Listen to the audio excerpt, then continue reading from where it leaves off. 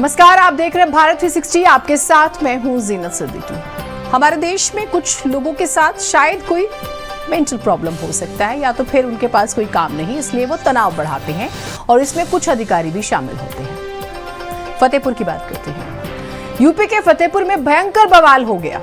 सांप्रदायिक तनाव के हालात बन गए। अब सोचिए, सीएम योगी ने सख्त निर्देश दिए थे, बावजूद इसके प्रशासन सोता रहा, आंख बंद किए रहा। कुछ कट्टरवादी स्वघोषित हिंदूवादी संगठनों ने नवाब अब्दुल समद मकबरे को तोड़ दिया, और तो और ऐलान करके तोड़ा। लेकिन एसपी, एडीजी तक, डीएम से कमिश्नर तक किसी ने भी अपनी जिम्मेदारी नहीं निभाई। लॉ एंड ऑर्डर की धज्जियां उड़ती रही। एक प्राचीन संरक्षित धरोहर जिसकी रक्षा की जिम्मेदारी इन अफसरों पर थी, लेकिन इन्हें होश कहां था। स्पेशल रिपोर्ट देखिए आप।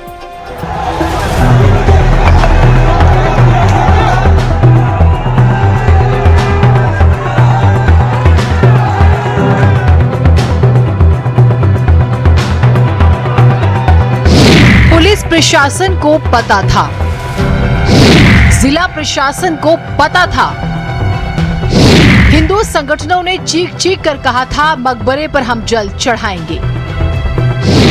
लेकिन डीएम, पुलिस, सरकार सब आंख बंद किए रहे और हिंदू संगठन के लोग लाठी डंडों के साथ मकबरे पर चढ़े, तोड़फोड़ मचा दी। इन तस्वीरों को गौर से देखें। फतेहपुर की सदर तहसील क्षेत्र में मौजूद ये है नवाब अब्दुल समद का मकबरा, जो लगभग 200 साल पुराना है। अब इसे लेकर नया विवाद शुरू हो गया है। बीजेपी जिला अध्यक्ष, बजरंग दल और विश्व हिंदू परिषद के लोगों का दावा है कि ये मकबरा नहीं, 1000 साल पुराना शिव और कृष्ण का मंदिर है। इन लोगों ने प्रशासन को बताया था कि 11 अगस्त को ये सब एकजुट होंगे और पूजा पाठ करेंगे। लोगों का दावा है कि मकबरे में कमल के फूल और त्रिशूल बने हैं। इससे ये साबित होता है कि ये एक प्राचीन मंदिर है, जिसे बाद में मकबरे में बदल दिया गया। तो आना होगा, आप पता करिए, बिल्कुल आएंगे। नहीं, ये मुलायम सिंह की सरकार नहीं है कि आप गोली चलवा दोगे, और आपकी हिम्मत है तो आप गोली चलवा कर देखिएगा। अरे बार बार कह रहा हूँ आपको, क्यों कल आपने 7 बजे कहा था, क्यों नहीं बुलाया भाई? क्यों नहीं बुलाया आपको? नहीं, आपने तभी तो कल कहा कि लाठी के बल पर हम सब कुछ कर लेंगे। भाई आपने कहा था कल की लाठी के बल पर हम रोकेंगे। मैं आज आपको चुनौती दूंगा इसके साथ। आपने स्पष्ट किया है कि 7 बजे आपने मनमानी की है। मैंने जिलाधिकारी महोदय को बताया है, उनको बताया जिलाधिकारी महोदय के कि मनमर, तो उन्होंने कहा मैं एसपी साहब से बात करके बताता हूँ। आपने लोगों से कहा है, मेरी जानकारी में ऐसे बहुत से आंदोलनों को मैंने देखा, लेकिन जो सच्चाई है, अगर कोई भी मंदिर या हमारे कोई भी धर्म का कोई चीज है, एक दूसरे में कोई घुसेगा क्या? बताइए। नहीं, आपने एक बात सीखी, हमें वहाँ पूजा अर्चना इसके पहले भी हमारे लोग कर रहे थे, ये भी होती है पूजा अर्चना, चाहे बाहर। अब इन तस्वीरों को देखिए। स्थानीय प्रशासन को आगाह किए जाने के बावजूद कैसे इतने लोग लाठी डंडों के साथ पहुंचते हैं, जबरदस्त तरीके से तोड़फोड़ करते हैं। हालात इतने बेकाबू होते हैं कि पूरे मजार क्षेत्र को छावनी में तब्दील करना पड़ता है। हिंदूवादी संगठनों के लोग बैरियर तोड़कर आगे बढ़ जाते हैं। हालात को कंट्रोल करने में पुलिस प्रशासन के पसीने छूट गए। देखते ही देखते मुस्लिम पक्ष के भी काफी लोग वहां पहुंचते हैं। दोनों पक्षों में आमने सामने से पथराव भी शुरू होता है।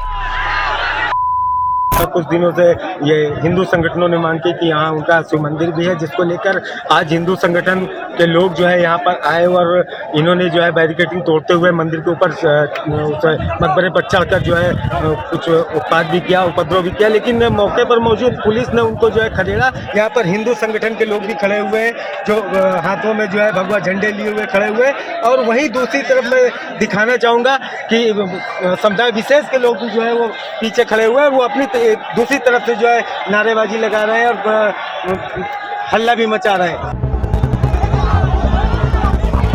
तोड़फोड़ के बाद इलाके में तनाव बढ़ गया। मुस्लिम समुदाय के लोग बड़ी संख्या में मौके पर पहुंचे, जिससे हालात और बिगड़ने लगे। प्रशासन कह रहा है कि हालात बिगड़ने से पहले ही काबू कर लिया गया। दोनों पक्ष के लोग मान गए, लेकिन सवाल ये है कि ऐसे हालात आने ही क्यों दिए गए? जिम्मेदारी आखिर किसकी है?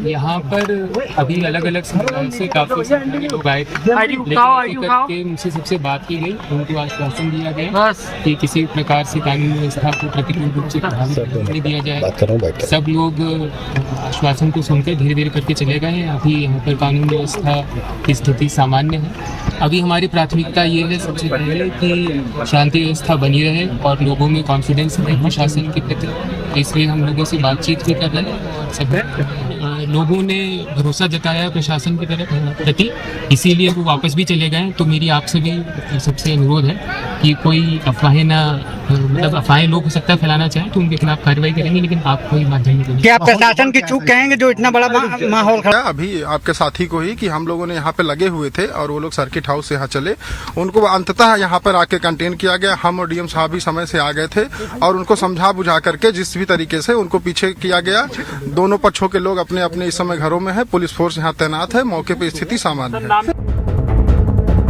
आलाधिकारी जो कहें, फतेहपुर पुलिस लाख अपनी पीठ थपथपाए, लेकिन सवाल तो खड़े होते हैं कि जो घटना घटने से पहले ही रोकी जा सकती थी उसे होने ही क्यों दिया गया।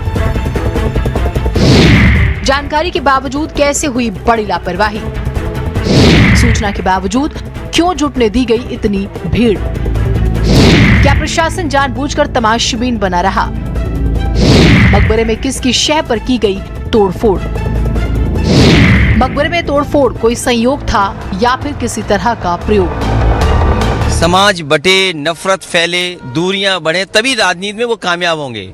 अंग्रेजों ने जो डिवाइड एंड रूल की पॉलिसी बनाई थी, जो दल अंग्रेजों के बनाए हुए हैं, जो विचारधारा अंग्रेजों की बनाई हुई है, उसी विचारधारा पे ऐसे लोग चल रहे हैं।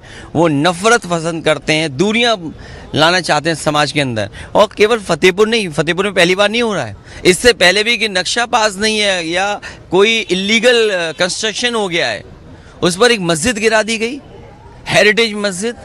तो ये सरकार का काम करने का तरीका है। जब ये फंस जाते हैं आय दोगुनी पर, जब फंस जाते हैं भ्रष्टाचार पर, जब ये फंस जाते हैं कानून व्यवस्था पर, जो अंग्रेज जैसे काम करते थे वैसे ही भारतीय जनता पार्टी काम कर रही है। उसी का परिणाम ये है कि जानबूझ करके लोगों को नफरत फैलाने के लिए भेज रहे हैं। इनके खिलाफ कार्रवाई हो, संविधान ये मानते नहीं, लेकिन उसके बाद भी हमें उम्मीद है कि कानूनी कार्रवाई ऐसे लोगों के खिलाफ होगी।